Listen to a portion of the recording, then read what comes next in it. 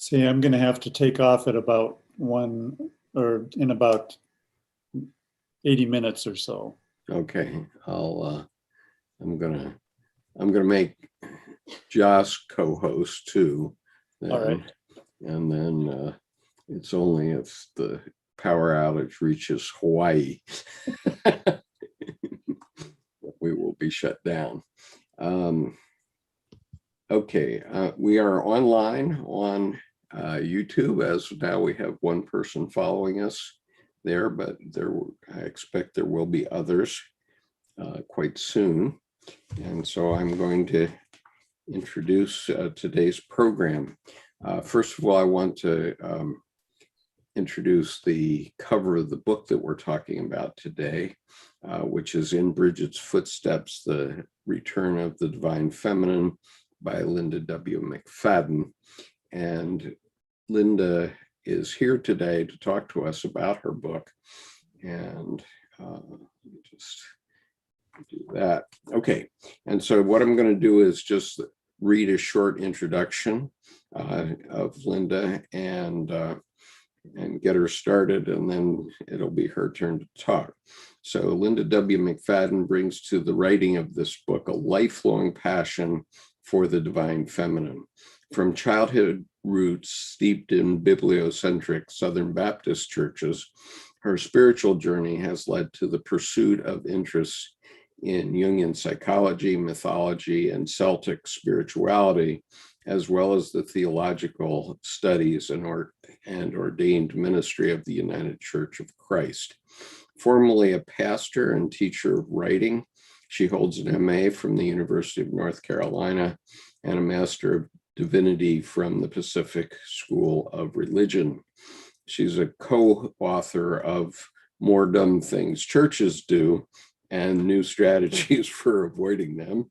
And the author met her co-author and husband, Philip Wheel, or we, how do you say it again? Philip Wea, sorry, Philip, I apologize, while traveling in the Holy Land. And the two have since escorted pilgrims to Taizé, England, Ireland, Costa Rica, and Iona. They currently lead pilgrimages focused on Celtic spirituality and Jungian psychology. This book is filled with profound insights, in my view, but one captured my attention above all others, and so I just want to mention it here. These are a couple of quotes from Jeremiah in the Old Testament. The children gather wood, the fathers light the fire, and the women knead the dough and make cakes of bread for the Queen of Heaven. Jeremiah 7:18.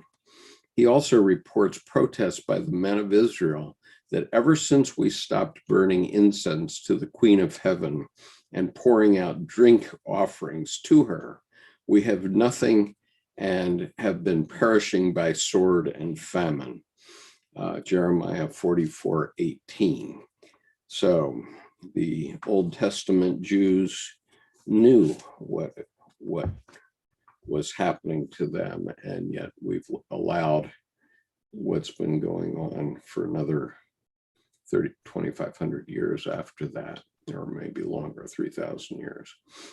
So without further ado, here's Linda McFadden to tell us about her book.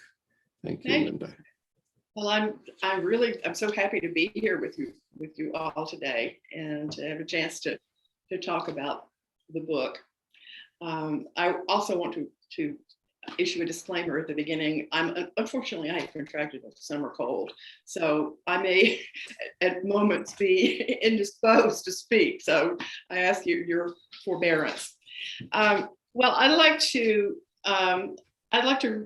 read you just a brief excerpt, and this is actually the first couple of pages of the introduction, which kind of gets us into the subject. Once in Ireland long ago, according to legend, the family of a minor chieftain arranged a suitable match for their daughter who had reached marriageable age. The girl's name was Brigid.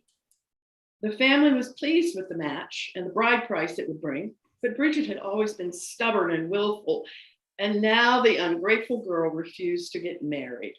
She had some daft notion that instead of having a husband and family like any normal young woman, she wanted to marry Jesus Christ. In the end, her obstinacy won out.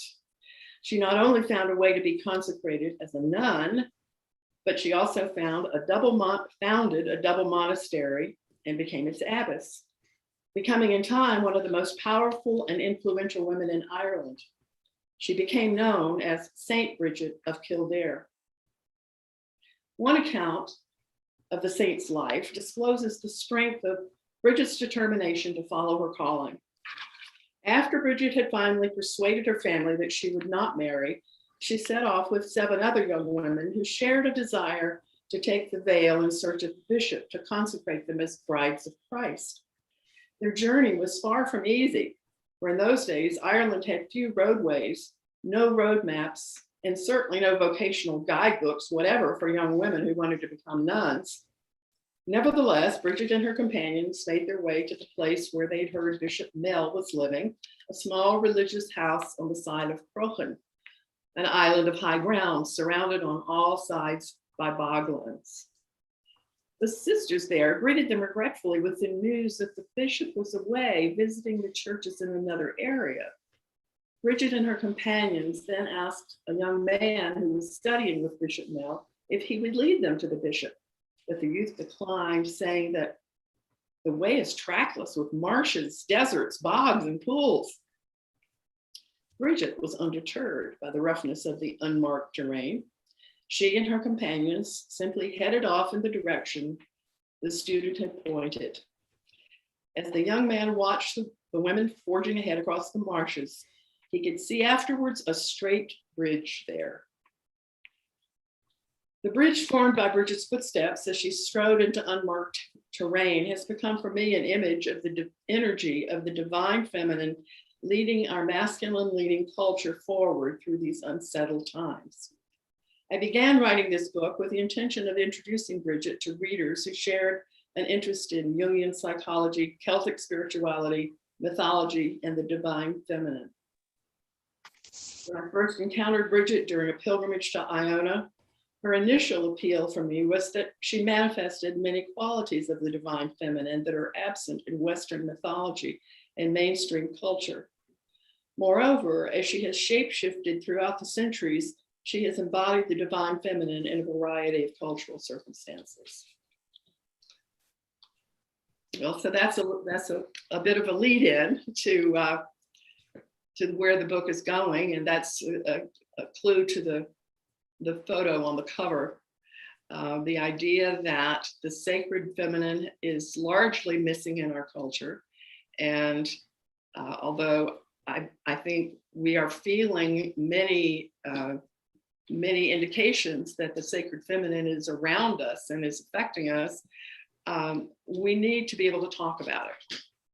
And so one of the reasons I wrote the book was I wanted to have that conversation. I want to have it with you and with readers of the book. And I have a website, and I'm going to be blogging weekly on the same topics. And I hope that there is going to be an ongoing conversation. Great. Well, I wonder if anyone has, do you have any questions or anything you'd like to talk about in particular? Well, Some I of you have I know already, but. I have a few users who are have been looking forward to this for a long time. So let me call on them first. First would be Nancy Pfaff. Nancy, do you want to ask any questions or offer comments here? Well, Jennifer, it's nice to meet you. Thank you for coming today.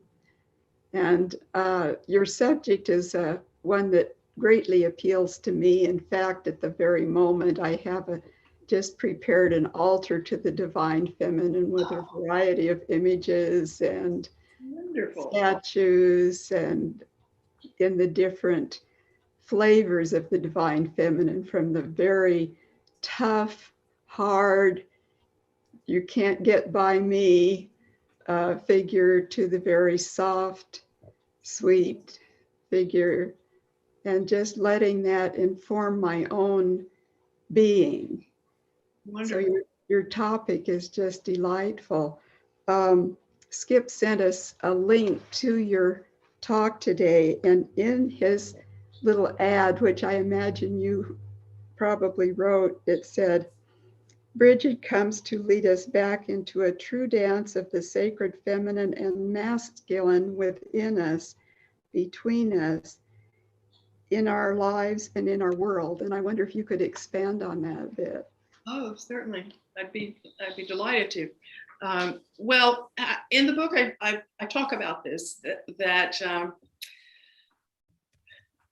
it's interesting to me.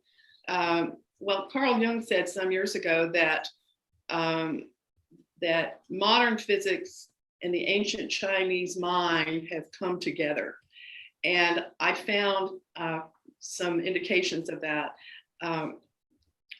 Quantum physics has decided that really there is no matter, there is only energy in the universe. And the physicist Fritjof Capra has said that the universe is comprised of a dance of energy. It's the dance of energy. And the idea of a sacred energy, a sacred dance at the core of the universe that gives rise to all things is within ancient Eastern religion. In the Tao, for example, we know that you've all seen the sign of the Tao, the Taijitu, that the yang and yin symbol. That is such an elegant and beautiful symbol to me. It shows the masculine and the feminine each contains a bit of the other within it, and to me it looks like a dance or a wrestling match or a play session or lovemaking. That to me is the core of the universe, and I'm so delighted that the physics has finally caught up with ancient spiritual insight. It's also there. That insight is also there in ancient Hinduism, the idea that the universe arises as a result of the dance between Shakti and Shiva, and that without that dance, there is nothing. And so that is where, after a lifetime of being marinated in monotheism, I find, I've come to this, I truly believe that this is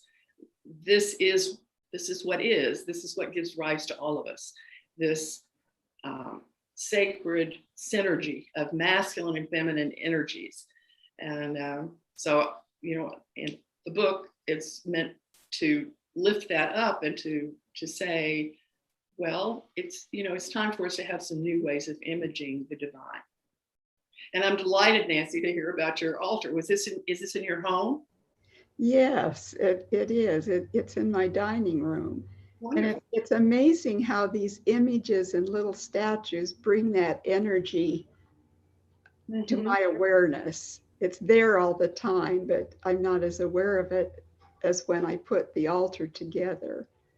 So I'm very interested in the process because it causes that aspect of myself to resonate and come forth that I'm not as familiar with. Wonderful. Well, let me call on Colleen Kibert to say a few words. Colleen is an artist friend of ours in Santa Cruz, California, and she's been introducing us to the feminine quite a lot. So go ahead, Colleen. You need to unmute. Yeah, you have to unmute.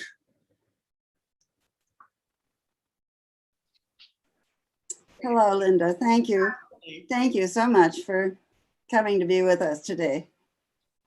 There's a group of us here in Santa Cruz that have been sculpting images of the arising feminine. And it's for many years now. And so this can become quite provincial in a place like Santa Cruz. And so it's wonderful to find the validation for the process elsewhere, and the way you've gone about it in such a serious and devoted way. I really appreciate you as an example for us. I'm particularly interested in your choice of Brigid. How did you choose Brigid to be one to follow? What does she mean to you personally? That's such a good question. It's so relevant to the book. Well, I don't think I chose Brigid. I think Brigid chose me. Uh-huh. I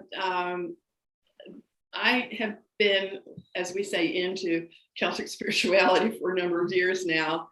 I think I went all the way through Christianity, explored all of its branches and all of its history and so forth, and found that, as beautiful as some of the things there are, it just was not speaking to me, and it wasn't speaking to a lot of the people in the churches I served either. And so I became aware, I don't know, 15 years ago perhaps, of Celtic spirituality, largely through the work of John Philip Newell. And I had the opportunity to hear him speak and to meet him, and I'd read several of his books. And then several years ago, Philip and I went on our first pilgrimage to Iona, and John Philip was there and presented to us. And Celtic spirituality just really spoke to me. And the symbol that John Philip pointed to is the Celtic cross, which I'm sure is familiar to most of you. It's the cross, and then it has the circle. And I had a kind of a road to Damascus kind of epiphany the day he talked about that, because he said, it's Christ and creation. It's Christ and creation brought together. And I thought, yes, for me, that's what had been missing. So I really took a deep dive into Celtic Christianity and Celtic spirituality. So in Iona, and this again is a story I tell in the book, on our first trip to Iona, I know many of you have been there, and when you get to Iona, you're just kind of in an exaltation of excitement at first. Everything is so fascinating and wonderful. But somebody said, okay, up on Jungi, which is the highest point in Iona, it's only 300 feet, but it's the highest point on the island. There's a well of eternal life up there. Well, how could you not want to go and see the well of eternal life? So we, one afternoon, several of us went up there with someone who knew where it was. And it was kind of a tough climb, even though it's not high. But we got up there, and we're kind of giddy on the whole thing of, oh, we're going to see the well of eternal life. And we saw the island and everything spread out below us, which was a glorious experience in itself. Mm-hmm. And then we finally found this sort of a triangular little body of water. Now, when I hear that there's a sacred well, I don't know where your mind goes, but mine goes to, Disney movies like Snow White and the little wishing well and the birds fly around. Yes. I thought it was going to be something like that. Well, it's just this, it's just this pool of water. It's spring fed, kind of triangular. There's a big boulder over there. There are beautiful reeds growing all around the edges.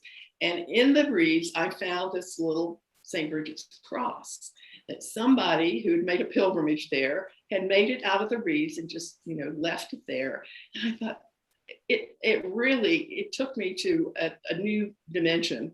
I thought, this is so profound. This is so much more powerful than, any factory made cross I've ever seen in a church or chapel or anything. It was just very, very powerful. And so afterwards, I began to look into Brigid. I didn't really know much about her. All I knew is Saint Brigid was she's one of the 3 patron saints of Ireland, along with Patrick and Columba. And so I started to research her, and it was almost as if she was pulling me down the rabbit hole with her. I felt, and I ordered some books. We live not near a big city library, so I have to order books usually if I want to see them. And so I checked some of these out, and I saw that some people are really fascinated with Brigid, but it's sort of as a neo-pagan phenomenon. And I looked at some of the scholarship on history of Ireland and history of the Celts and stuff, and Brigid is mentioned in passing, but it wasn't going where I wanted to find out. So I ended up just taking a deep dive into Celtic history and finding out more about Brigid. And I just felt that Brigid wanted me to write something. And so I ended up needing to explain about who the Celts were for people on this side of the ocean, and learning that Brigid was a Celtic goddess, first on the continent and then in Ireland later on, and that as society changed, Brigid kept changing. And when Christianity came to Ireland, she became a saint, and in fact, she became the mother of Celtic Christianity.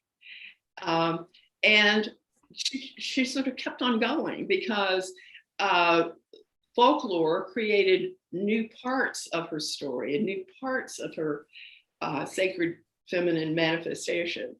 And now there's still more interest in Brigid. She's of interest to neo-pagans and ecologists and LGBTQ folk, and just on and on and on. So I just felt like Brigid kind of had me hooked, and I just had to follow this.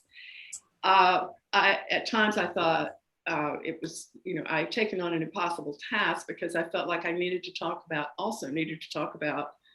how the sacred feminine is manifesting now and where that's taking us. And finally, I said, this is ridiculous. You're trying to write several books at once, but it kind of kept on going, and I finished it. So. Oh, thank you. Thank you. Well, thank you for your question. Yeah.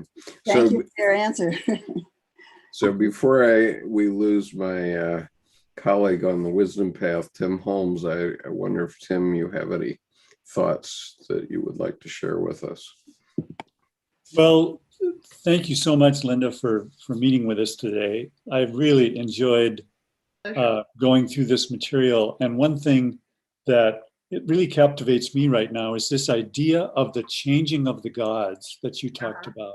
Mm-hmm. And it very much feels to me like, especially the crises of the last year and more have been pushing us into this awareness that the gods need to be changed. Mm-hmm. And I just wonder if you could talk about that a little bit.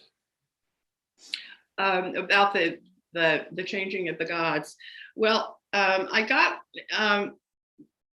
into again, I got a clue from Jung on this, but Jung talks about he was into astrology, big cosmic astrology, not reading your horoscope in the newspaper, and because he was interested in so many things, and he brought up the fact that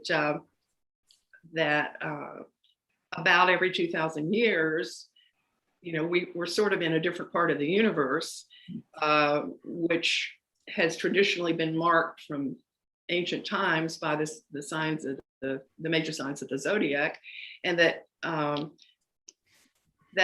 these are, the periods of time are about 2,000 years long, and then there's a threshold time at the end of.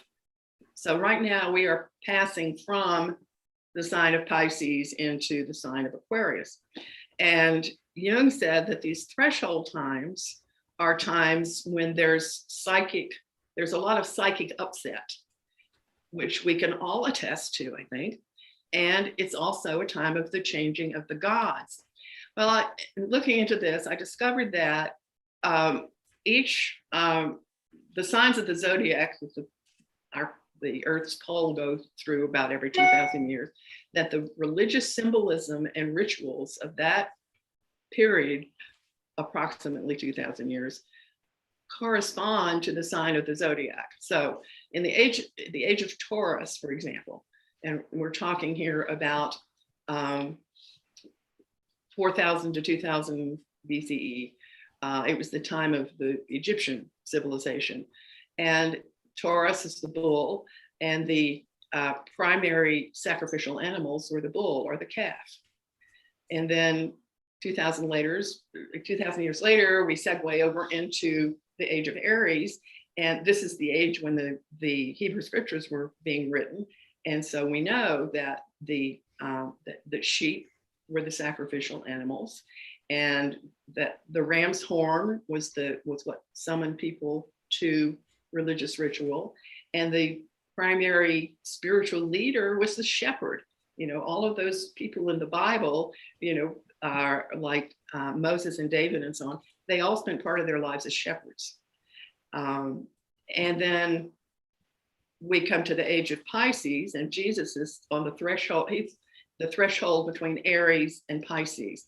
So if you look at the New Testament, you get an amalgam of sheep symbolism and fish symbolism.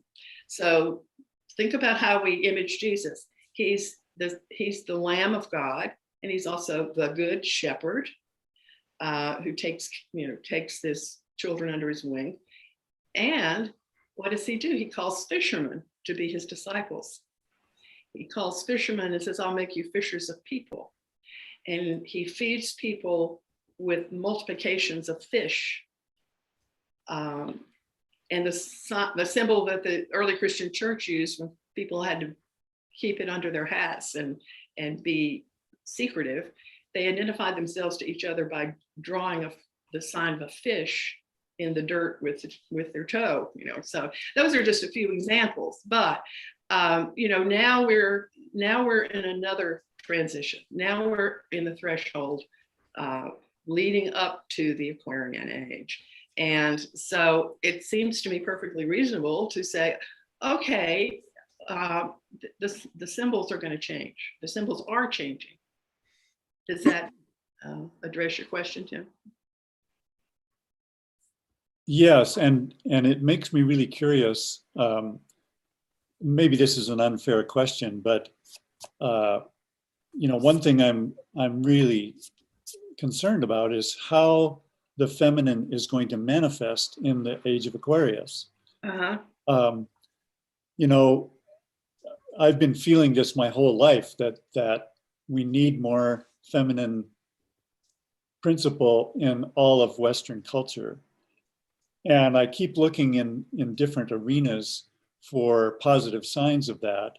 And certainly there are positive signs, but I find myself thinking, geez, we are so subsumed in the patriarchy that I'm not sure how this can be softened. And I just wonder if you have any insight about what you hope is going to happen. Well, I think that I think there are a lot of us.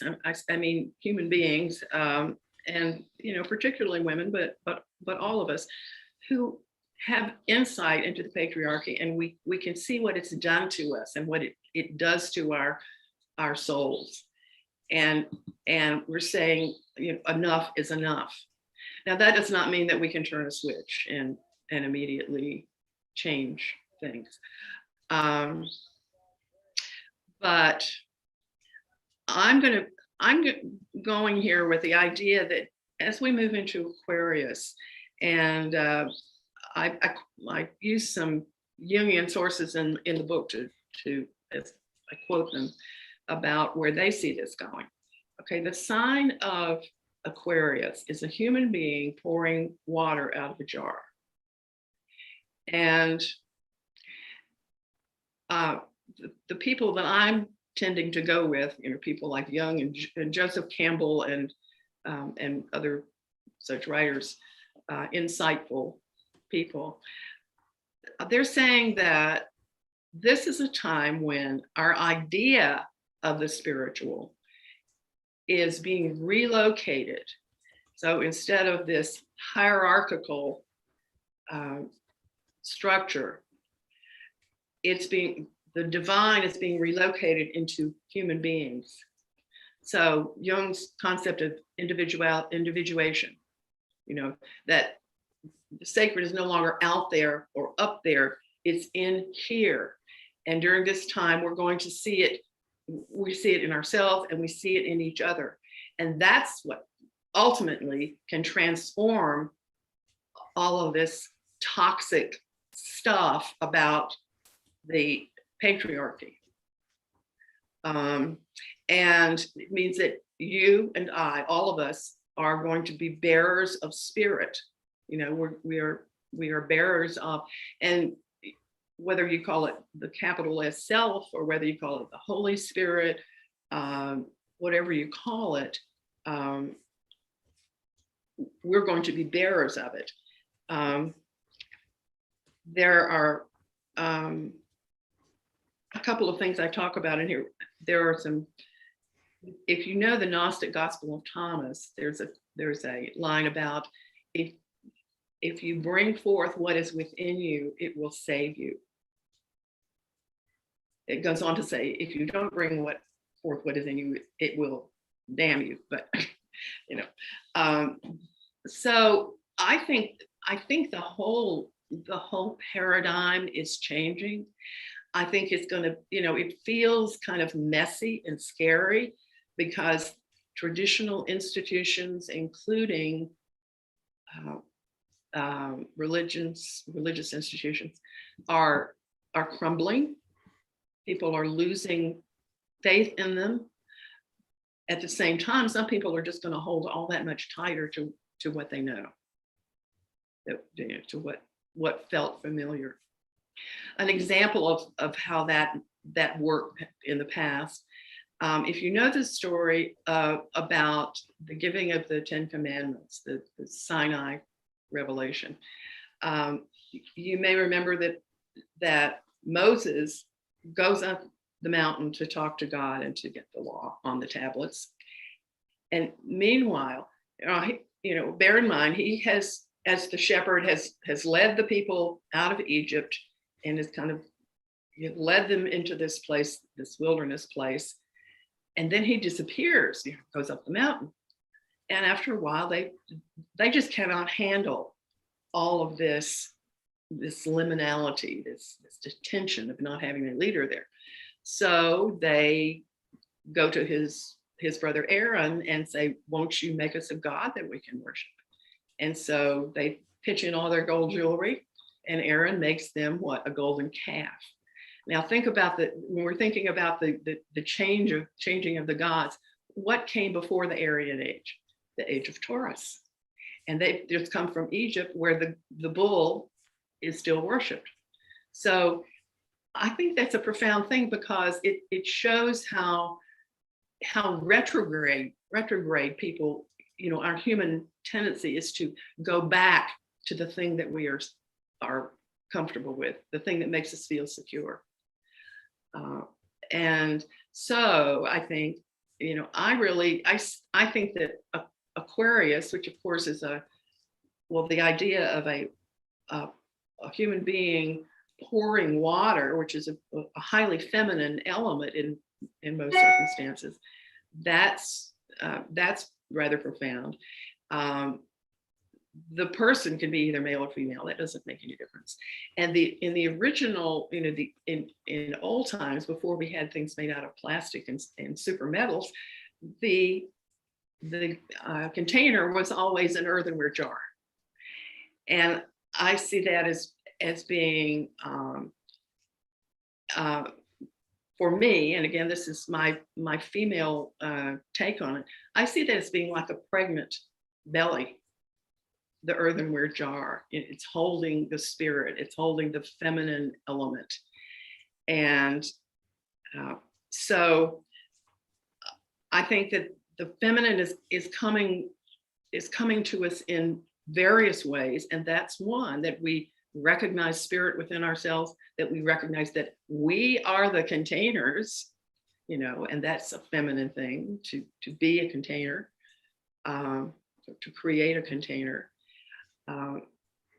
And that's, you know, that is an emerging paradigm as I see it. I also talk in the book about the fact that Brigid, one of her manifestations was that in Irish folklore, there was the idea that Brigid was the midwife who delivered the Christ child. And, you know, this is something I had really kind of always worried about it. You know, every time I set out the nativity set, you know, and here's Joseph, and here are the shepherds, and here are, you know, here are the wise men and so forth. But I always wonder, you know, scripture just says that Mary, you know, gave birth to her child and wrapped him up and laid him in the manger.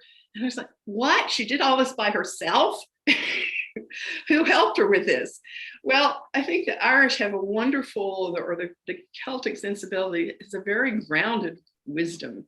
And they realized, and the midwife was very important to them. And they realized that, oh, of course she had a midwife. And it must have been Brigid, you know. So there are a whole bunch of stories about how Brigid came to be there and so forth. But there are these wonderful stories about Brigid being Mary's midwife. Brigid is the one who delivered the divine child. And therefore, she becomes, in this folklore, the mother of the Celtic church. She's the mother of Celtic Christianity. Well, in the book, when I thought the book was all done, and then I felt like Brigid's spirit wasn't quite ready to finish. She had some more to say. And what she wanted to say is, hey, I'm the midwife, and the spiritual archetype that we need in the age of Aquarius is the midwife. We need to help each other bring forth the sacred within our divine selves. So again, that's, you know, that was Brigid. That wasn't me that thought that up. So so Linda, in connection with that, I wonder if you'd speak to the tradition of foster parenting in the Gaelic tradition, since it relates to this. Well, I guess when we think about foster parenting, we think unfortunately, it's become kind of a poor substitute for biological parenting or adoptive parenting. But in the Celtic world, it was a very profound thing, and it was totally traditional for families to send their children to another family to raise. And so that family would take on the responsibility for teaching boys and girls all that they needed until they were ready to adopt a trade or to marry whatever in their teens. So it was a very important thing. So this Celtic folklore that made Brigid the midwife also said that Brigid was, she delivered the baby and she wrapped him in her own cloak that she wove with her own hands. She was also his wet nurse, and she was his foster mother. And so in the book, I talk about the status of Brigid as foster mother of the Christ makes her essentially a co-mother of God with Mary. It's a very powerful status. Okay. Everybody that would like to ask questions can push the raise hand function on the system so that we can see your hands raised. And Joss has her hand up, and so Joss, go ahead, and Tim, would you moderate for just a minute for me? Thank you. Sure. Linda, that was wonderful. Tim, that was an excellent question that led into my thoughts about the feminine. And Linda, I think you're right on as far as your interpretation of the container, that vessel, and the pouring of water. Well, the symbol Pisces, well, I'm a Pisces, is, absolutely, correct, the water sign. Mhm. And we have been in the Pisces, age of Pisces, Mhm. which has been in the container. And now is the time that we pour the water out. Yes. The image of the feminine has always been around. I mean, you can even see it in our current modern times. You look at all the magazines and you see all these beautiful models and they represent Venus, right? However, I think because we've been in such a masculine dominant godlike mode, Mhm. the feminine has been suppressed or oppressed into more of a subservient object of the masculine. Mhm. And now to bring up Tim's question and now answer, how do we bring out the feminine? Well, I think it is happening by bringing the feminine out in the forefront in a leadership role. So Right. now we're seeing more women in a more power-based Mhm. representation that has been suppressed even 2,000 years ago. Mary Magdalene was seen as a, quote, prostitute. Mhm. And where that came from, because it was politicized. She was feared because of her power. She was close to Jesus. And a lot of the disciples were kind of jealous about that. And back then, it was a male dominant society. So of course they spun it so that Mary Magdalene had the lowest position possible. So now it is the time for not so much as the changing of the gods, because the gods are all present, but it's the changing of the guards. And that we interchange, because like you said, it is a dance. The universe is always in a dance. And I am a dancer, so I know that you need the male energy and the female energy to harmonize and make it work and stay in balance. So It's really all about balance. We love the masculine. In fact, why I want to comment is, well, okay, Skip, are you there? Or Yes, I am here now. Yes. Okay, yes, because Skip, now I want to ask you, because right now among your panels of 25 people, there's more women outnumbering you guys. And so I want to know, or maybe we want to know, especially you, Skip, because you've been very much in depth with Linda's book, and you've been underlying a lot of her writings. What has activated? I mean, her book activated you. You're feminine. Can you share that with us? Because we women want to know about what men think. Well, I wouldn't feel. say it activated the feminine. What I have long recognized is that there is a feminine part of me, and there's no doubt in my mind that I am a man. I've never doubted my manhood, but since studying Jung, you can't study Jung without understanding that it's heavily about the feminine, so I just felt that Linda just really nailed a lot of things that are very significant here for men, for our society. And I'm just shocked because she's highlighted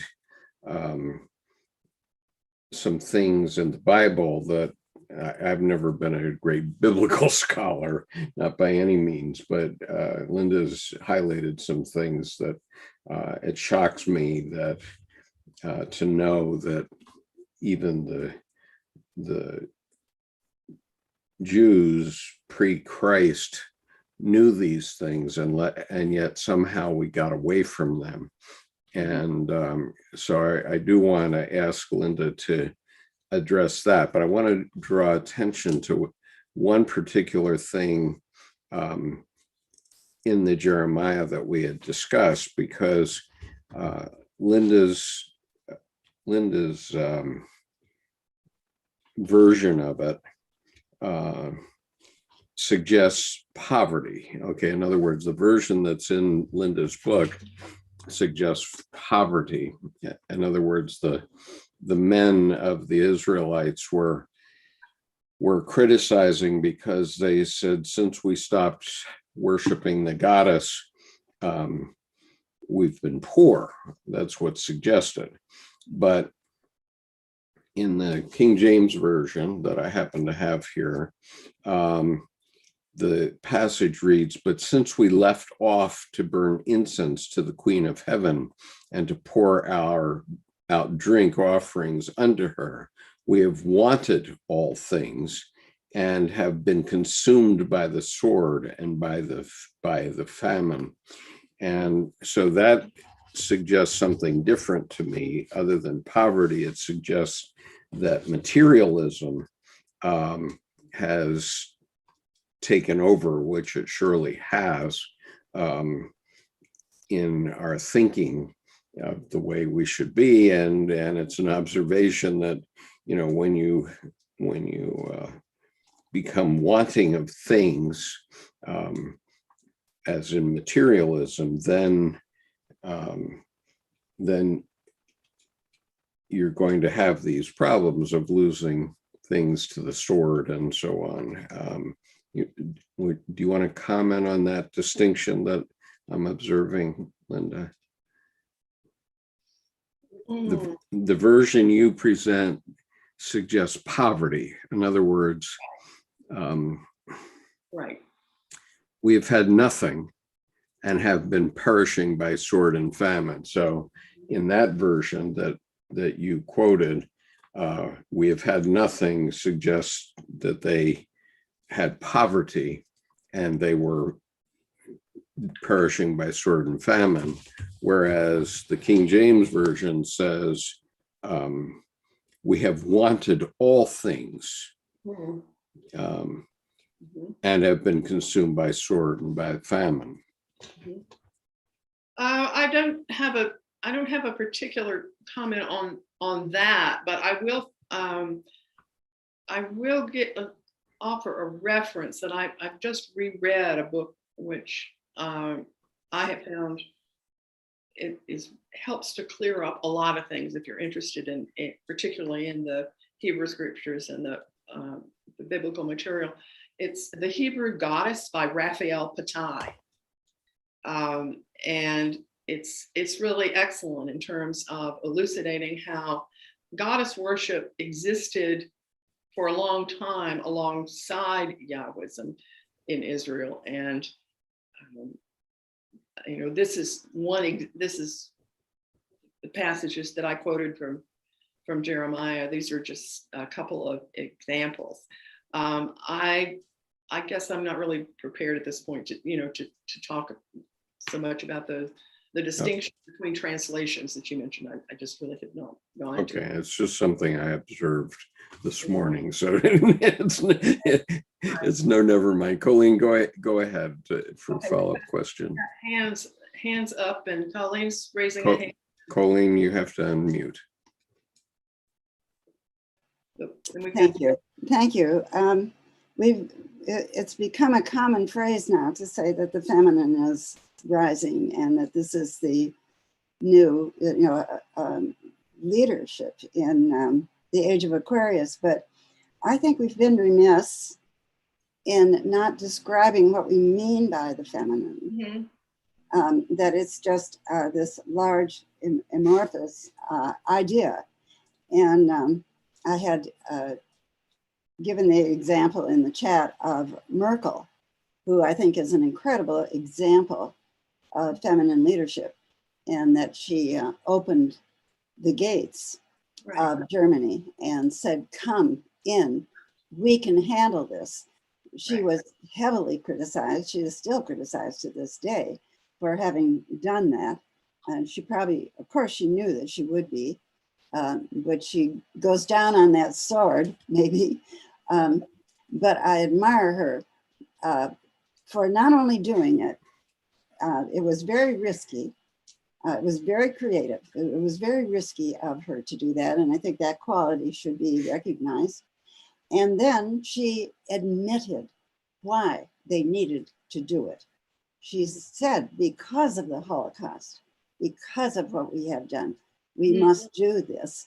And so she admitted the feelings that come along with that, the karmic reality that would be played out by doing that.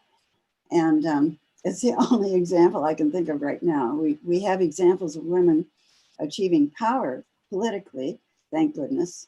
But I do think we need to say more about what we mean by the feminine. I'm wondering, what are the particular qualities that Brigid had that were feminine? Well, thank you. A midwife. I think that's a righteous point, and I'm glad you raised it. Well, I'm certainly, well, first of all, I'm going to say that I am hardly an expert. I think the feminine, well, for one thing, the feminine encourages us to check with ourselves about what we think things are, and not to take the word of experts. So in the book, I do talk about certain aspects of Brigid as a goddess, Brigid as a saint, and so forth, and say that some of what it seems to me are qualities that we associate with the feminine, whether we're talking about a man or a woman or a culture. So there are those things that Brigid is associated with, the things that Jung associated with the good mother, the nurture, the providence, making sure that everyone is safe and has everything they need, and that sort of stuck with Brigid for a long time. But there's some other things that I have identified, and this is by no means meant to be, an exhaustive list. But I think for me, I've identified the way feminine energy works. And one of the things I have noticed about feminine energy, or as I perceive it, is that it flows. It's fluid. And masculine energy, which we could not do without, please don't think I'm saying that, but masculine energy separates and divides and makes rules and laws and structures and so forth. And those things we have learned to rely on as the basis of civilization, but we've kind of gone, way over to one side and have stopped doing things like Angela Merkel has done, of being willing to be vulnerable, being willing to open ourselves to criticism. I think that's a good example there of, as you pointed out, feminine energy, feminine leadership. So another thing that I talk about in the book, which seems to me to be a quality of the feminine, is it works really well in liminal circumstances. And we are not really, we're not really comfortable if things aren't decided. Well, is it yes or no? It's like, I open the door, my cat wants to go outside. I open the door and the cat just sits there. And I say, well, are you going out or are you going to stay inside? We kind of tend to, when there's something is undecided, we tend to want it to be decided in one way or another. But the feminine energy, to my way of thinking, it lives in liminal circumstances when things are not made up.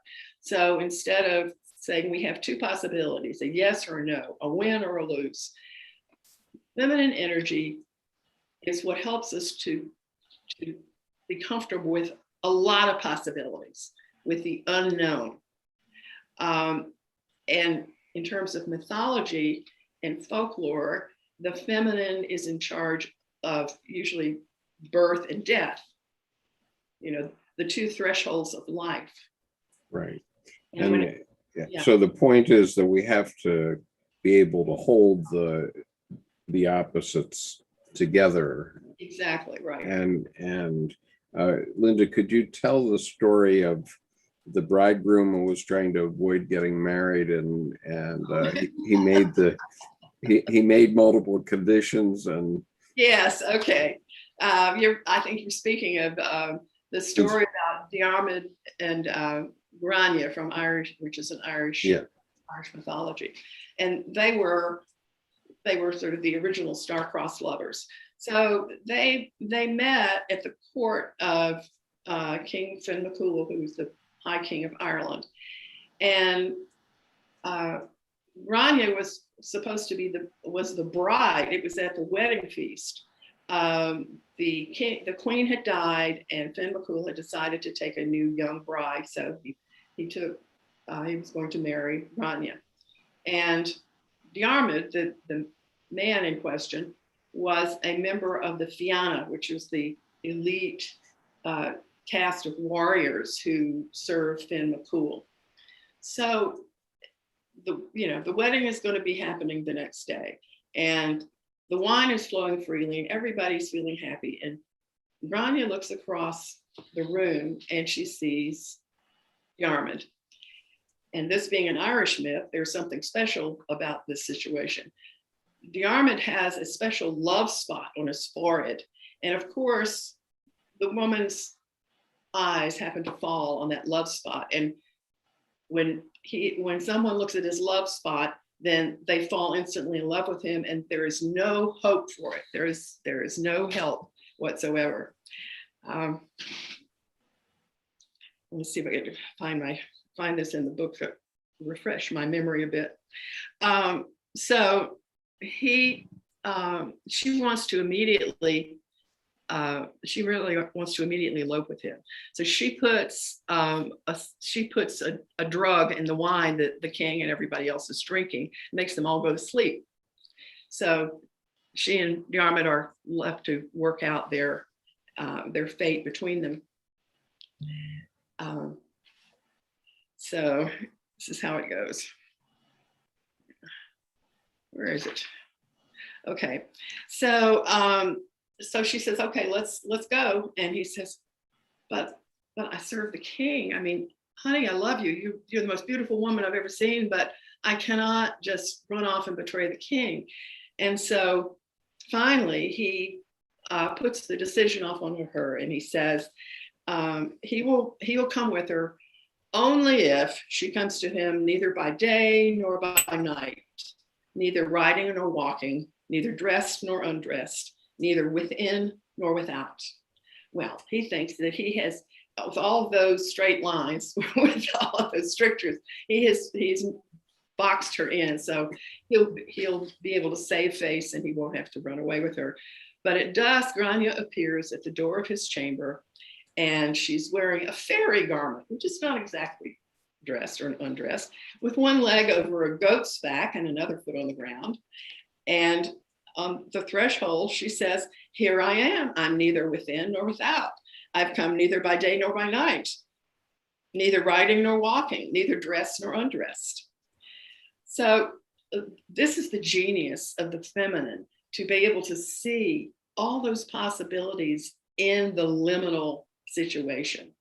Instead of a binary yes, no, off, on, it's a part of us that can, if we can learn to deal, if we can kind of bear the tension of things being up in the air and not being settled, we can learn to bear that tension, then there are way more possibilities for everything than we know. So, I see that as one of the primary ways that the feminine is coming to us right now. Right. Okay, so I'll call on Jewel Stafford now. She has had her hand up for some time. Hand up for a long time. Oh, thank you. Linda, I want to say thank you for being here. And actually, I was at the workshop you were at last I week. remember. Yes. Good to see you. And I was going to get your book and you disappeared on me. I was waiting for somebody else to bring something. So I'm glad to be here with you. It didn't come through when it was supposed to. So. That's fine. I don't worry about it. That's the way I look at it. I just, as you said, go with the flow. That's part of being feminine. Yes. So one of the comments you made was power of water. And I was thinking in regards to that is that water nourishes life, but it also extinguishes. Right. That's and, right. And so that took me then to what you were talking about with Brigid and what she's bringing in. And I liked Colleen's comment on what is the femininity. That comment, it brought to me that I have just been the warrior archetype so long, living in a reality in a dominated neighborhood, religious center by patriarchy. And I would love for that patriarchy to embrace their feminine. Mm-hmm. And I would like to put down my warrior. But then after hearing you talk some more, I went, wait a minute. I need to embrace the feminine as I put down the warrior and not go against them, but to go to take care of me and my property. That's what a feminine does in regards to us talking about mother. Mm-hmm. And that's stoppable. If my quote property is in peril, harm's way, then I would do anything. And that helped me get the focus in a spirit that I think I'm hearing that you're bringing today. Mm-hmm. That is when you talked about, and Chip mentioned about poor in spirit, and I've done some Bible studies on that, but I think sometimes it's poorness times, and I have been very poor in my life. That's mm-hmm. what made me realize what was important. Mm-hmm. And it wasn't the maturity. And so where I feel the anger within is that I see the beauty all around me. Mm-hmm. Where I'm coming from personally, that's been, as being what was talked earlier, where the church has prostituted the earth and all around me by making it more materialistic, where there was a paved road before me, and cut down trees to help employee reach their job goal, which was to bring in money. Mm-hmm. And so this has really given me a good way to go. And I thank you so much for this and all the comments. Each of you, I will carry these comments with me as I prepare my next step and as I'm following Brigid and listening to your words and reading your book. Yeah. Thank you. Thank you for those comments, Jewel. Thank you, Jewel. I was moved by what you said about putting down your warrior, and one of the things that I read. As I said, I just reread the Hebrew Goddess this week, and one of the things that Patai reminded me of in there is that in the ancient world, the goddess of love was often also a bloodthirsty warrior goddess. And those things often go together. And I think that, I don't think that the feminine, I think the feminine has a sword too, I wouldn't lose touch with my sword, okay? Thank you. I wasn't ready to, because I thought, I know how to do this, but I think it's going to take a sword.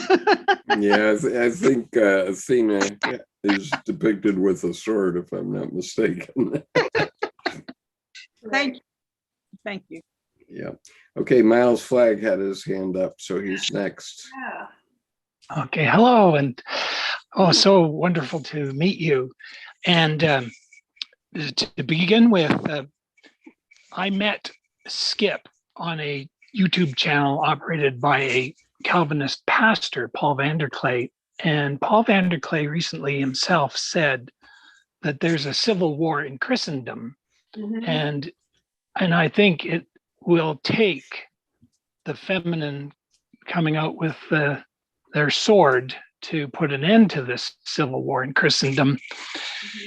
I'm definitely a man, like Skip, and I was in a grocery store with my daughter, and she overheard this conversation too, so it can be validated. But there's two guys in this aisle that we were in, and one is commiserating with the other about how he's got to make some sort of restitution with his wife or girlfriend because of his man brain getting him into trouble. And I have a lot of stories of my man brain getting me in trouble with my wife. So that man brain is what Skip, the comment that Skip made in this Pastor van der Clay's YouTube channel, which is the first communication I ever encountered from Skip. He was saying, you can't be logos all the time. In other words, the logos must not forget the eros.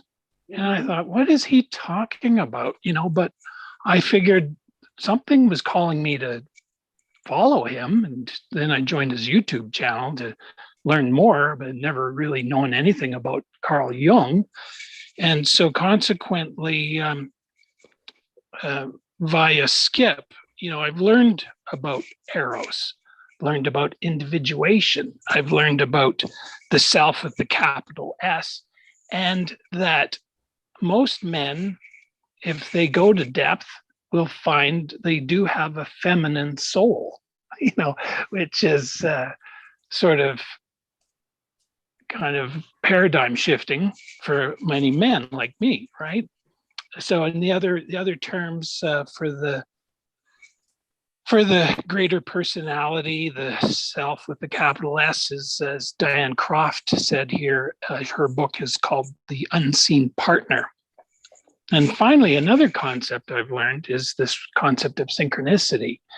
And just a quick synchronicity to share with you and everybody here that happened this morning. I get an email from a friend of mine who we sort of departed. I was working in service to him and his cause a few years ago. I won't go into why we split, but it was really quite amazing to me to get this email. And he's asking me to make connections with Indigenous elders, any help I may lend him. The interesting thing about Stuart Scott is he lives in Honolulu. That's why I've copied Joss. Hopefully that Joss may connect with Stuart Scott. But Stuart Scott was very instrumental in bringing the amazing Swedish activist Greta Thunberg to prominence. He was a friend of Greta and her father Svante, and he arranged in 2018 to get both Greta and Svante to Katowice, Poland for the United Nations Climate Conference. And he arranged to make sure that she had access to the United Nations Secretary General and hosted her on a panel. Now, Greta is very much maybe like Saint Brigid, the feminine energy of the young woman. We have in Canada, we have Autumn Peltier, a young Indigenous woman who's taken up the cause for protection of water. Helen Caldicott, longtime nuclear anti-proliferation activist, she was a young woman when she first started to go, this is craziness. You men must stop with these nuclear missiles. Anyway, another connection I have with you is before all this, some years ago in the early 2000s, I was baptized in a Southern Baptist affiliated church. So that being enamored with the Bible initially, but then finding, oh, I don't know, there's just something not sitting right. Yeah. And so the journey continued. And now a great appreciation for Saint Brigid. And coincidentally, I married into a Irish family, Roman Catholic. And in 2018, I was in Ireland with my wife, who's half Irish, and we visited Saint Brigid's church. Turns out there's also a Saint Brigid's church that meets twice a month here in Calgary, which again, I'd like to make in the land acknowledgement. I'm on the traditional territory of the Blackfoot Confederacy.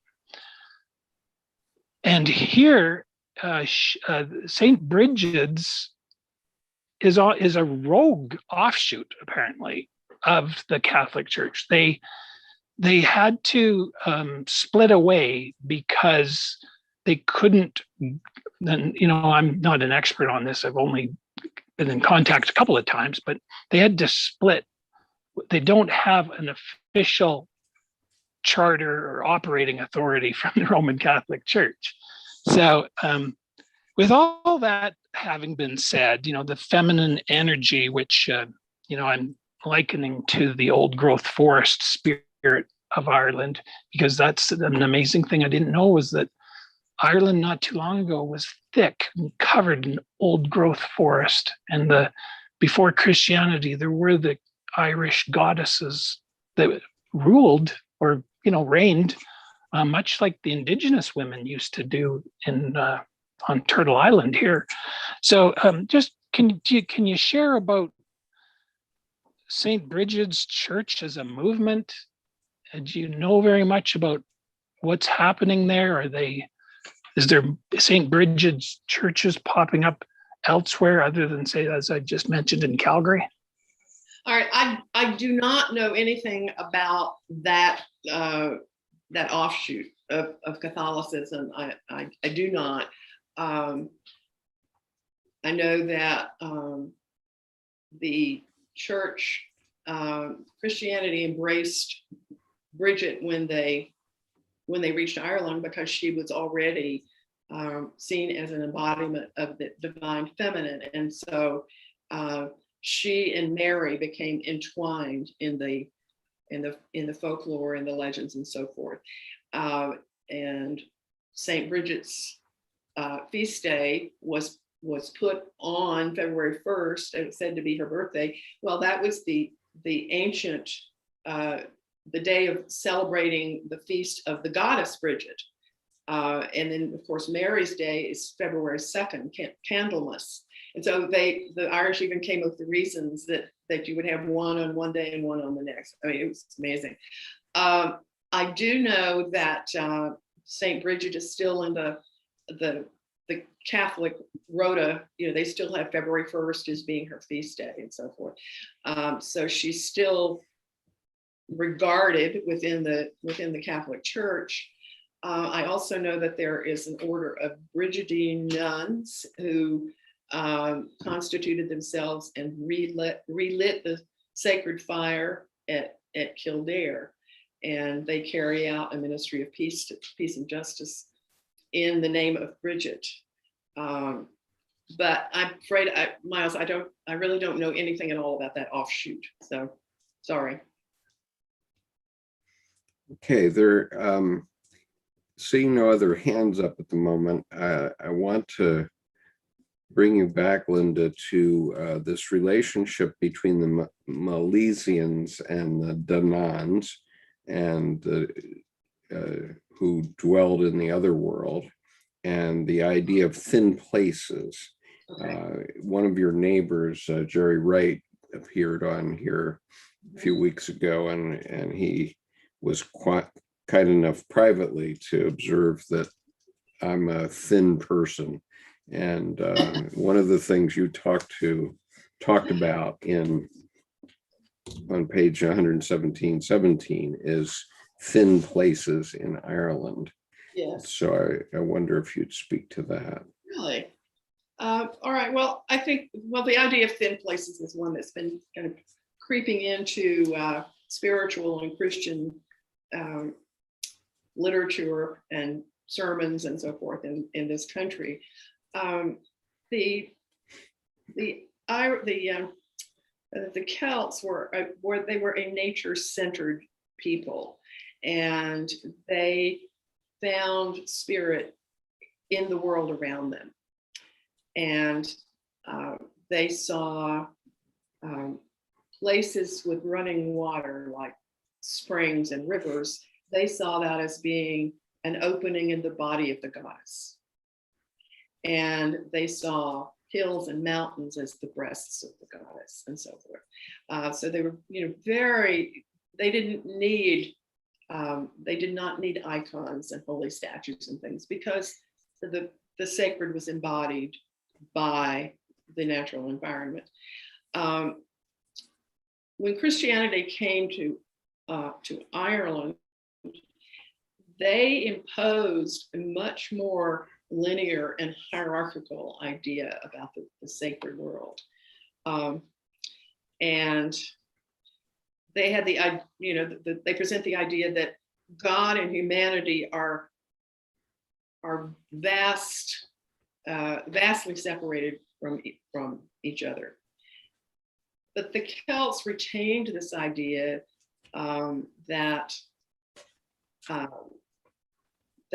the divine and the human are not separated by very much at all.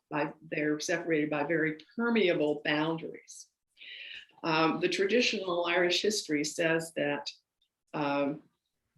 when the Milesians, who were the people that we would now call the Gaels, when they came, and the people who were already in residence were the people called the Tuatha De Danann, and they struggled for ownership of the Ireland. And finally, the Milesians prevailed, but they didn't kill all of the enemy and they didn't send them away. Instead, they said, okay, we're going to divide it this way. The Milesians will keep the top, we'll keep the visible world, and the Tuatha De Danann will occupy the invisible world. So underground and on islands offshore and under the sea, that'll be their world. And these worlds are really interactive and they're close together, and that at certain times and certain places, human and divine entities can go back and forth. So one of the reasons that we have the idea at Halloween that goblins and ghosties and ghoulies get out and cause mischief, it comes directly from that, because that was their most sacred day. Samhain, the 1st of November, that was the beginning of their new year. And they believed that at Samhain, the division between the worlds opened up, and that the spirits who lived in that world could come into the human world, and vice versa. And a thin place is a place where that can happen. There's a saying written on the wall of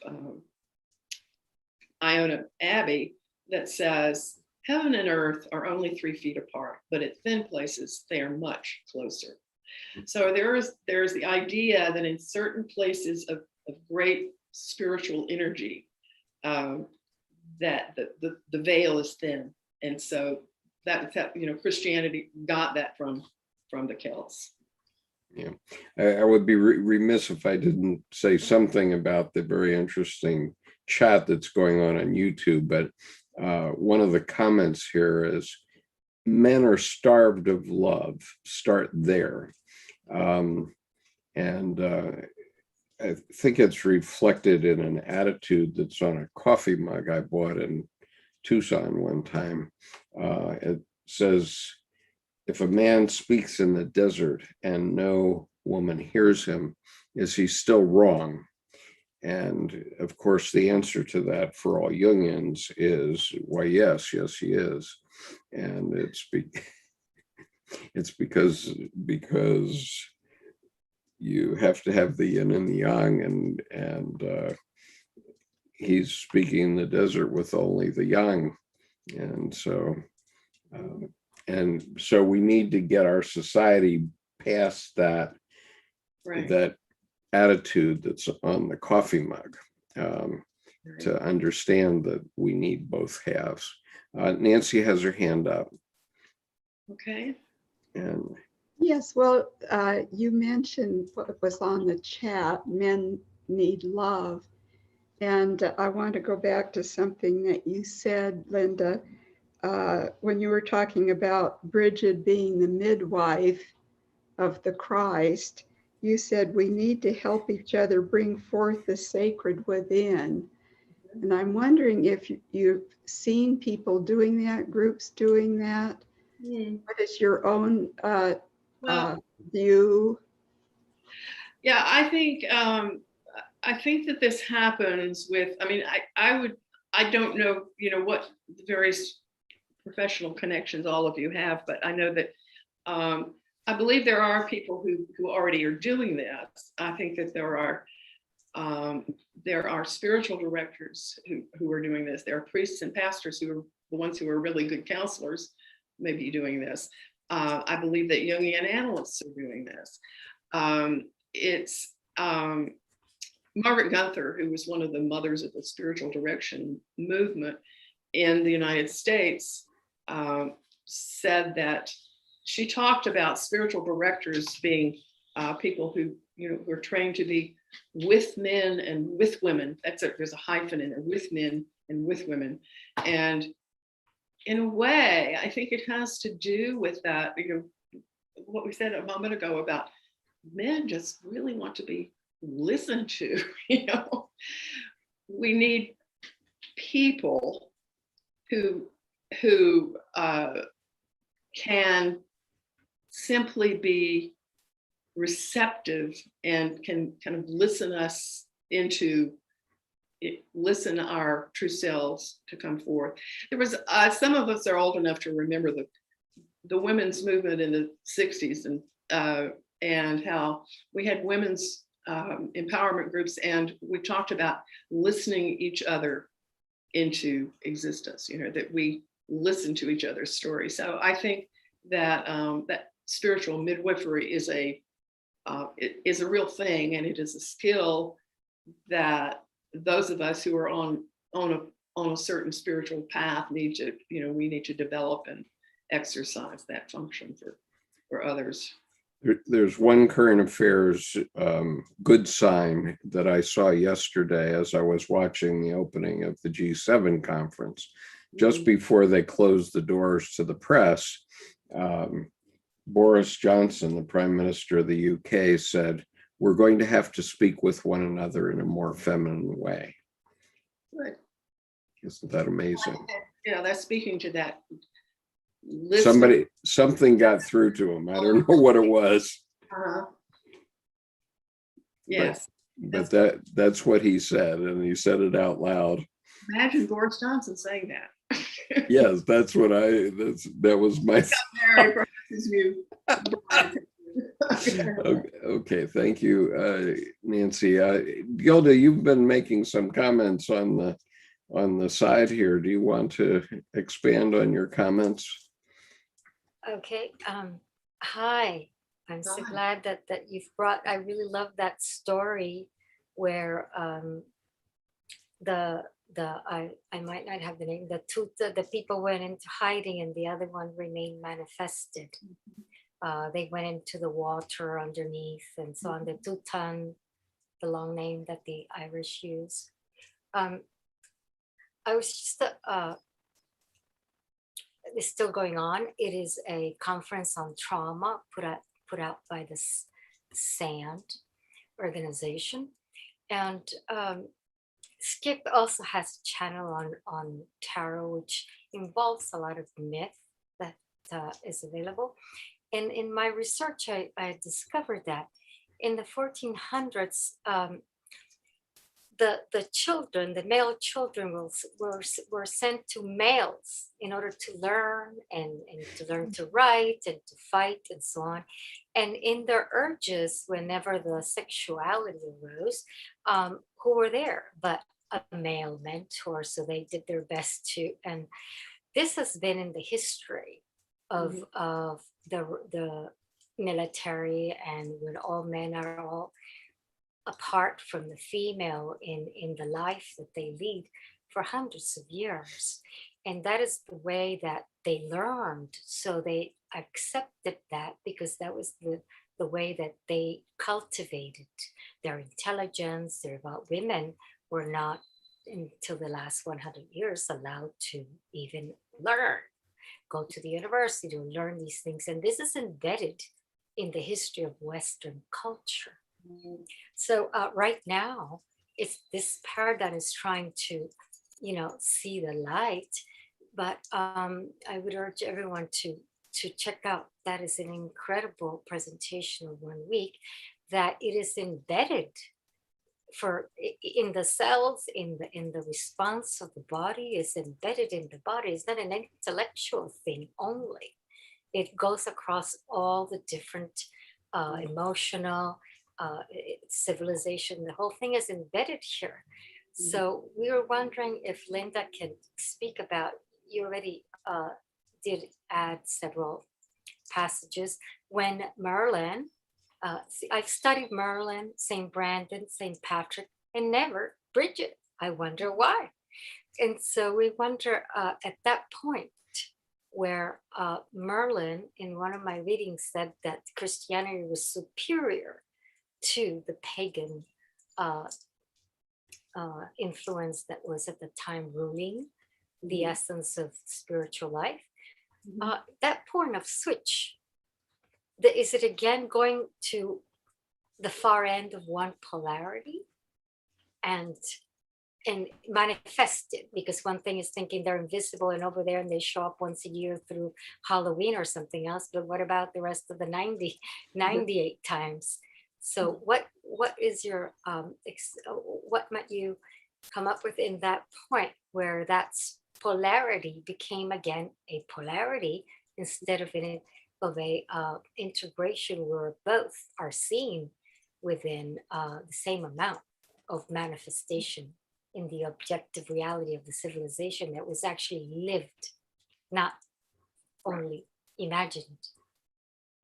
Well, I talk in the book about how did we get to this situation where the goddess that used to be worshipped as the great goddess, how did we get to the situation where the great goddess was not only not worshipped, but was pushed aside, and her symbols, which were snakes and dragons, among others, were, Christianity had this tradition of dragon slayers, and Saint Patrick drives all the snakes out of Ireland, and those kinds of things. Let me read you this is one little, just a few lines from this is the Enuma Elish, which is the first myth that was ever written down it was written in cuneiform, and from the 2nd millennium BCE. It was the Babylonian version of the creation myth, and it says Marduk. He was the sun god of and the primary god of Babylon, placed his feet on the lower parts of Tiamat. That was his mother, the goddess, and with his merciless club smashed her skull. He severed her arteries and let the north wind bear up her blood to give the news. His father saw it and were glad and exulted. They brought gifts and presents to him. And it goes on to describe how he cut her body apart and used the parts of it to make the universe. So at that point in history, there was a major transformation. The idea that a goddess gave birth to the universe was changed to the idea that males fabricated the universe out of the body of the goddess. And we wonder why we have so many ecological problems. But anyway, this is, I do address this and talk about how this got to be ingrained in the culture. This is, for a long time. And one of the sources that I use is a man called Leonard Schlein. He wrote a book called the alphabet and the goddess, and he goes into this in great detail about how how this happens. And Schlein thought that because alphabetic writing privileges the left brain so strongly, so it teaches us to use the analytical part of ourselves, and the thing that divides everything up into Lego blocks. And then you can take Lego blocks, and if you're talented in that way, you can make a dragon, or you can make Cinderella's palace, or you can make the Golden Gate Bridge. Anything is possible. But that's that masculine energy. And I want to say again, I am not opposed to masculine energy, because we'd be sunk without being able to organize things and do our income taxes and so forth. But we got so pushed over to that side. And Schlein thinks that it actually has changed our brains so that the synthesis within our brains no longer works properly. So that's why we're not good listeners. And that's why we're not good at being receptive and vulnerable and so on and so forth. And I know one could argue with this at great length, but I think he really has a good point here, that it was bred into the culture, and it was bred into our brains. And one of the things that I discovered in this research is the idea, Claude Lévi-Strauss, the anthropologist, said that the only thing that correlates in all cultures with the development of patriarchy and slavery is writing. Mhm. The ability to write. Yeah. Whoa. Yeah. It does a number on our brains. Right. So I want to come back to Colleen here, but before I let Colleen speak, I want to read what Colleen said in the chat here. She said, "Feminine thinking and symbols. I would like to know about the weaving that is hanging behind you and what it means to you in the name of living the symbolic life." Oh, thank you. Well, it is not. This is not a weaving that is something I saw in a thrift shop, and it just grabbed me. And it was made by a man in Virginia, and he's known for these this style of weaving. And I just thought it was so beautiful, so I hung it up on the wall. I think perhaps it was meant to be a rug. I'm not sure, but that's Interesting. there's no particular symbolism. But Go ahead, Colleen. Well, I think the comment that you just made about the whole thinking mode of human beings having been so caught up in that we've lost touch with living the symbolic life. And in terms of the collective unconscious, having produced the rug in the first place, and then you having been attracted to it, or it was attracted to you, and now it's a predominant symbol in your presentation to me. And talking with people in the Santa Fe, weavers in the Santa Fe part of our country, I know that there's a lot of symbolism in this rug. And so it looks to me like it's something worth knowing about. I'm just realizing now that there are the blocks of the black color, which is the straight line stuff, but then the colors are so subtly blended together. So it's kind of a nice synthesis of the Well, there's a flowing yes. gold and silver coming right down the middle that makes its way through the black structure around it. It's very nice. I'm glad you brought that out. Yes, worth knowing. Thank you. Thank you so much. So there's a couple of other points that we need to address here. And one of them, because there's been a couple of comments about witchcraft, etc., is the dark feminine and the Kalish, as you've quoted Dolores Swellen on page 125. I wonder if you'd say something about the dark feminine.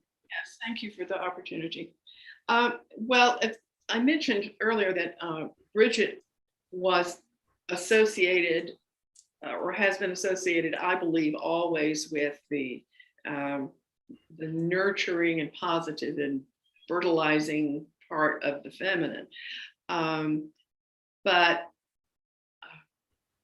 Celtic mythology also had, has the dark and violent and bloodthirsty aspects of the feminine as well.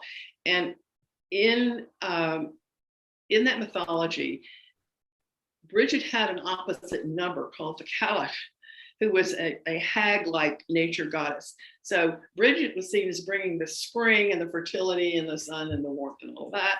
And the Cailleach was the one who brought the winter and the cold and the freezing and the hard ground and so forth.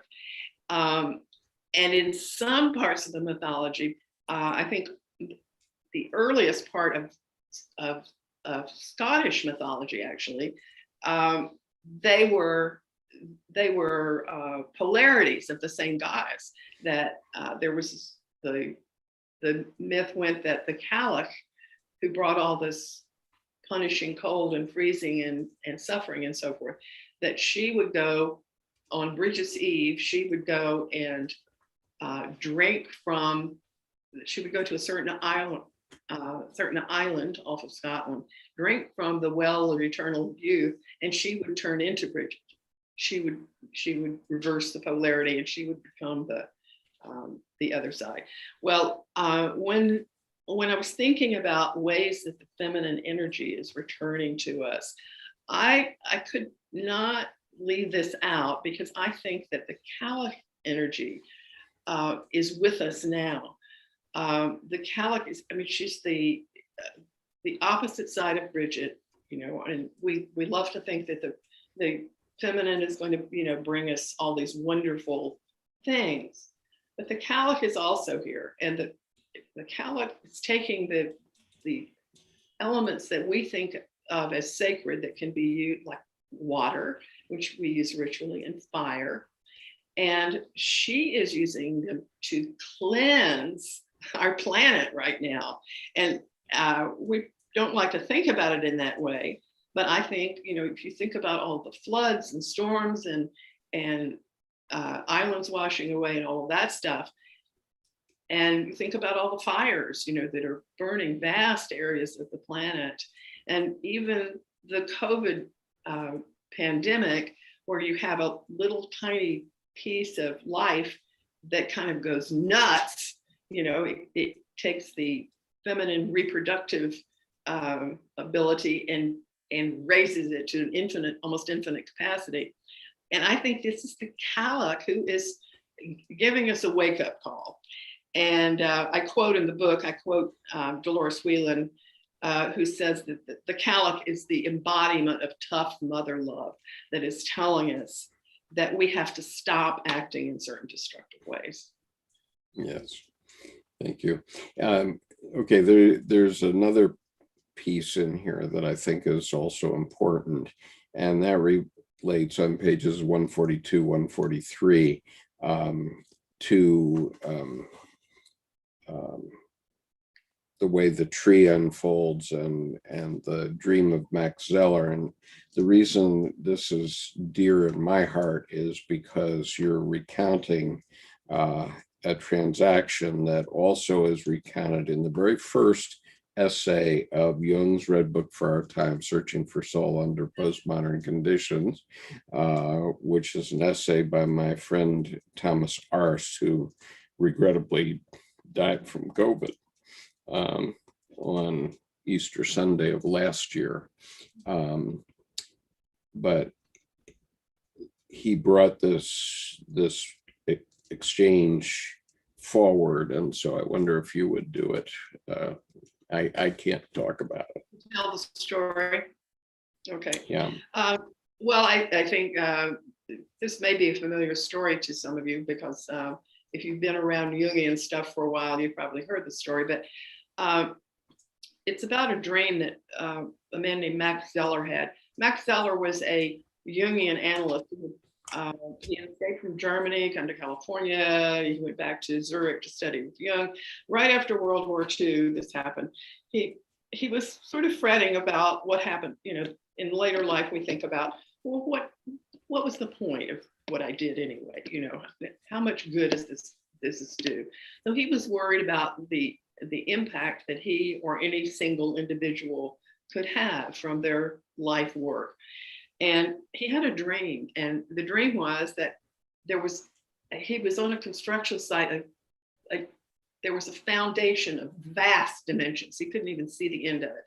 And he was part of the construction crew.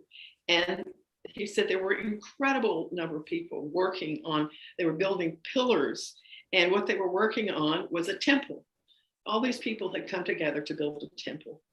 And he said the process was in its first beginnings, and the rest of the building was starting to go up, and it was all of this energy building. So he went and told the dream to Jung, and Jung, much to Zeller's surprise, he said, "Yeah, that is the temple we are all building on." And he says, "We don't know those other people, but believe me, everywhere in the world, in China and Russia and everywhere, we're all building on this temple." And he said, "It's the new religion. It's the new religion that we will have in the world." And he said, and you know how long it will take it to build it?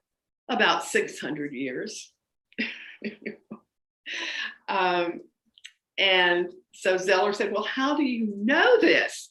You know, how could you know what I dreamed?" He said, "From dreams, from my dreams and from other people's dreams. This new religion will come together as far as we can see." I wonder if you have a comment on the fact that Carl Jung died before the commercial internet got going, and whether you think that will somehow speed up this 600 years. Oh, I don't think the internet is going to make us process things any faster. I think, you know, we still have to do the work. It has to filter through us, through our dreams and our work. I don't know. Knowing how, well, we were talking earlier about how, if indeed we do go through these 2,000-year changing of the gods, or that was Jung's word. I wouldn't say gods. I would say the deities or religious symbols. If we do indeed go through those, then it takes a long time for the change to take place, and there's going to be pushback and resistance and all kinds of who knows what. So I don't know, but that's a really interesting question, Skip. I think it's a So I want to respect our time, and we have 15 minutes left, and we come to the epilogue of your book, and I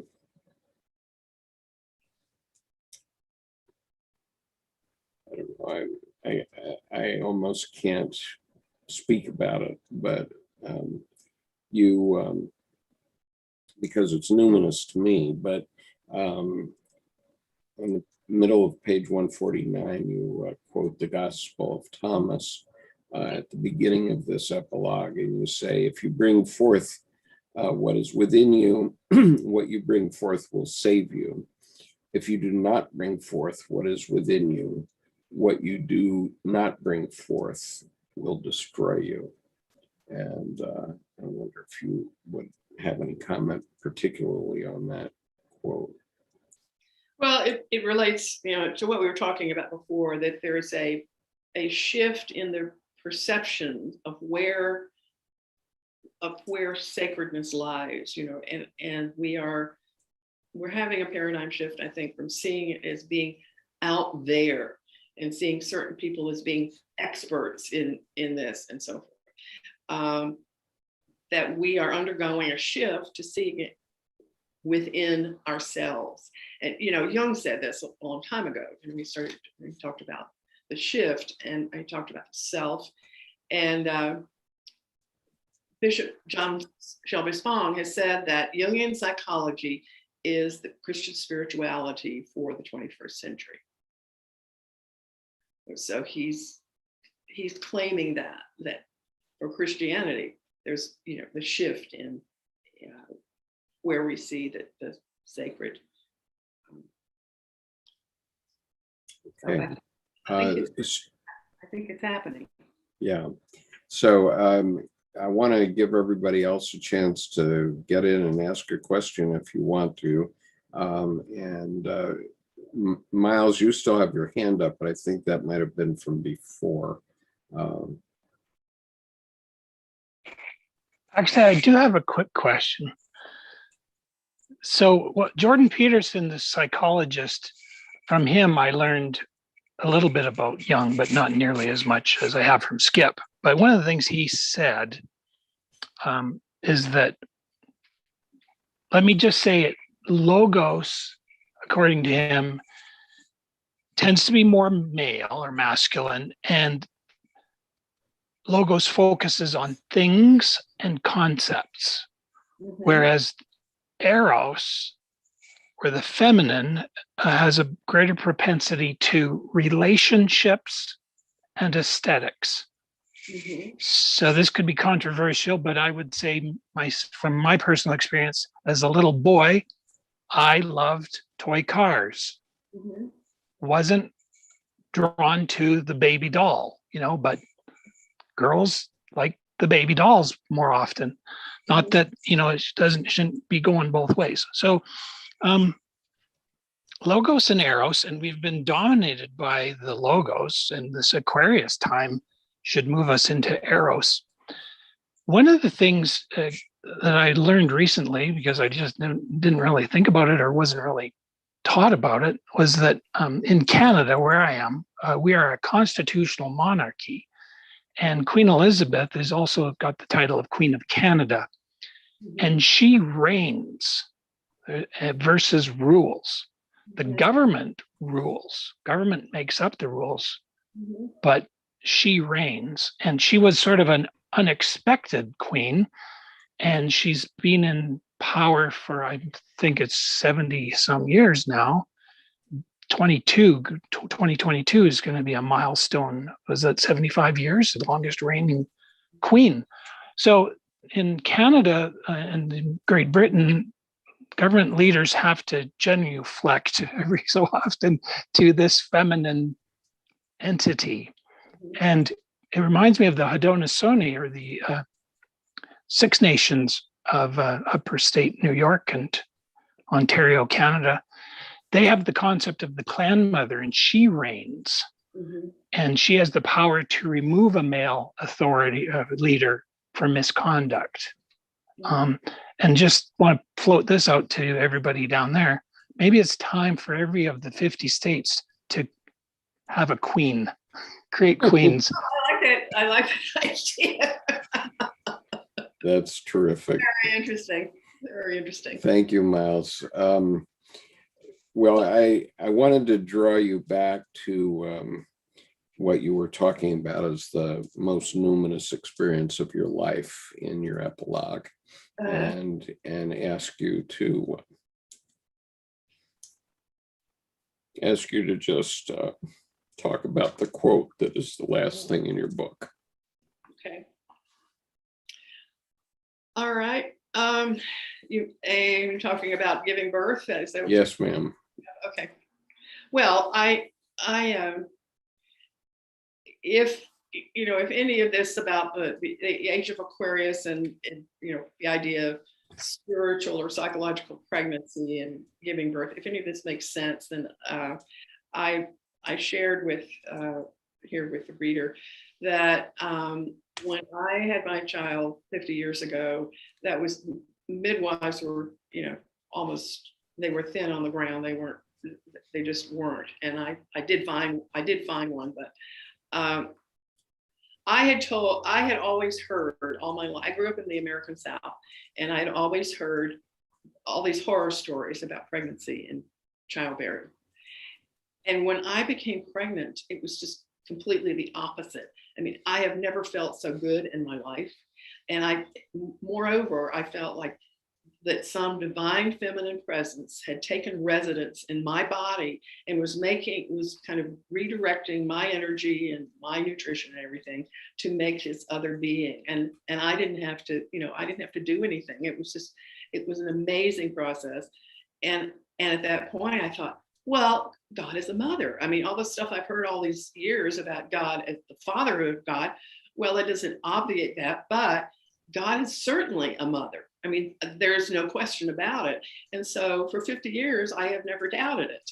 And it was a new experience. And I feel privileged to have had it.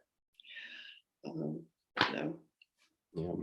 And okay, Nancy, your hand is up. Yes, I wanted to know a little more detail, Linda, about your blog that you mentioned early on. Thank you so much for bringing that up, and I wanted to be sure to say that. It's on my website, and my website is lindawmcfadden.com. It's the same as my name on the cover of the book. I have never ever used my middle initial except signing checks and contracts. But when I started to publish, I found out there were other Linda McFaddens in the publishing world. So I, put it in there. Therefore, my website is lindawmcfadden.com. If you go on there, the blog is there, and it's possible for you to sign up to receive notices when I post a new blog. And I'm hoping to post about once a week. And I've done the first post, and in my mind, I'm continuing this conversation that we're having right now. So I would really love it if you would join me and bring in some of these wonderful thoughts and ideas that you have, because I want it to be a conversation, and I think we have a lot to talk about. So thanks so much for asking that. I just want to observe that in the 16th century, it was recognized that God was a mother, and this is called the Vierge ouverte, and it's on the left. It's Christ and Mary, but on the right, it is Mother Nature, with God within her and Christ within God. And these, pardon? It's a wonderful piece. Where is it? It is in the Museum of the Middle Ages or something like that. I don't recall exactly, but it's easy to find. If you find, if you just put into Google Vierge ouverte 16th century, you'll find where it is. But my understanding is that these spread throughout Europe for about 50 years. And then the church fathers said, well, we better put a stop to that. So they didn't allow them anymore. And Great. So Well, thank you so much. It's a wonderful image, and I'm going to look it up and see what other examples there might be. Some of you have said things that you were doing, like Nancy, you said you had created a sacred feminine altar, and Colleen, you said you were painting some images and things. And if you would feel moved to send me any of these images, I'd love to post these images on my website. I think that would be a wonderful part of the conversation. Cluny. What? Musée de Cluny. Oh, thank you. Thank you very much. Philip has just said that it's in the Musée de Cluny. So there you are. okay. Good work. Thank you. What a great offer. Thank you. I'm going to take you up on it. I'm dying to see some of these things, so I'd love to see it. And the images, I mean, you're absolutely right about the images, the right brain stuff, which is it's more immediate because it's holistic, and and so forth. And I kept coming up against this when I was writing, because writing is such a left brain thing, you know, and I really wish I'd been able to include more images in the book. So anyway, Linda, thank you so much for being with us. I don't think you read the last sentence in your book, or last two sentences. So I'd love for you to do it, because I can't do it without weeping. Okay. Well, and I would say I am deeply moved that you have read the book so carefully. I'm a bit astonished by that. All right. So,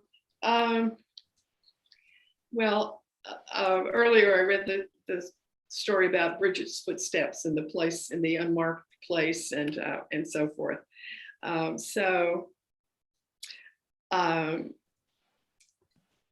The only way to create our own bridges to the future is to put one foot in front of the other, even if we are very afraid. Don't be afraid. All will be well. This is what Brigid said to Mary, and may it be so. Thank you so much. All right. Well, it's been a great joy to be with you, and I hope to hear from some of you on the blog, and to be continued. Yes, indeed. Definitely. So I want to just share again the book cover. We've been talking to Linda McFadden about In Brigid's Footsteps, The Return of the Feminine. And I'd like to also mention our programs for the next couple of weeks, which are also going to be very significant. Except now, of course, I can't find one of the ones that I had up, so I have to get it up again. But next week we will be having Robert Manus, and he is a Jungian analyst in Frederick, Maryland, in this same time block. And he has written a wonderful book in many ways about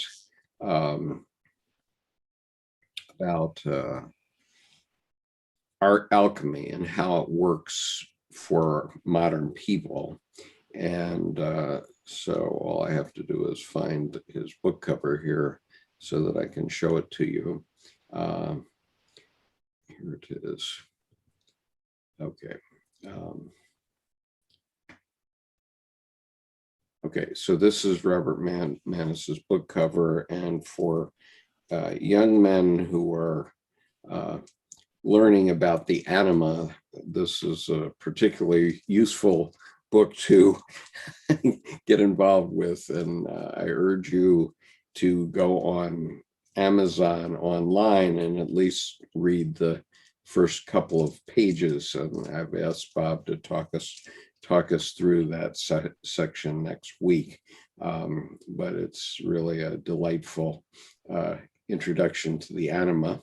And then 2 weeks from today, we're going to come back to the divine feminine with Ann Taylor, who's going to talk to us about unveiling Sophia, heart wisdom in an age of technology. And Ann has been involved in the medical side of heart technology for many years. So it's going to be very interesting to see how she pulls all that together.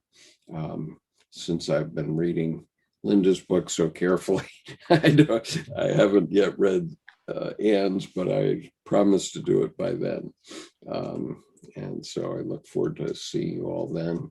Anything else, Linda, before we wrap up? Keep on keeping on. Yeah. One other thing I wanted to mention and remind everyone is that we will be doing what we're, as of today, calling a confluence on the 10th to 14th of June in 2022.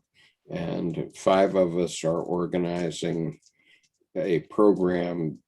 It will be done at Tim Holmes' studio in Helena, Montana. And so watch this space. You won't want to miss it. It's going to be called, well, I'm still arm wrestling with my partners, but I'm urging the creator's art.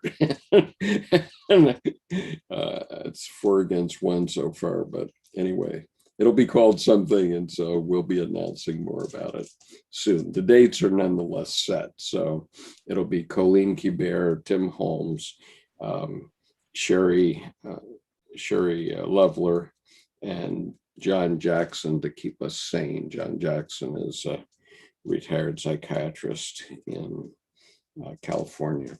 And so the 5 of us are going to pull this thing together, and it will be at Tim Holmes's amazing Numinous studio. And so you won't want to miss it. So see you all soon. Thank you, everyone.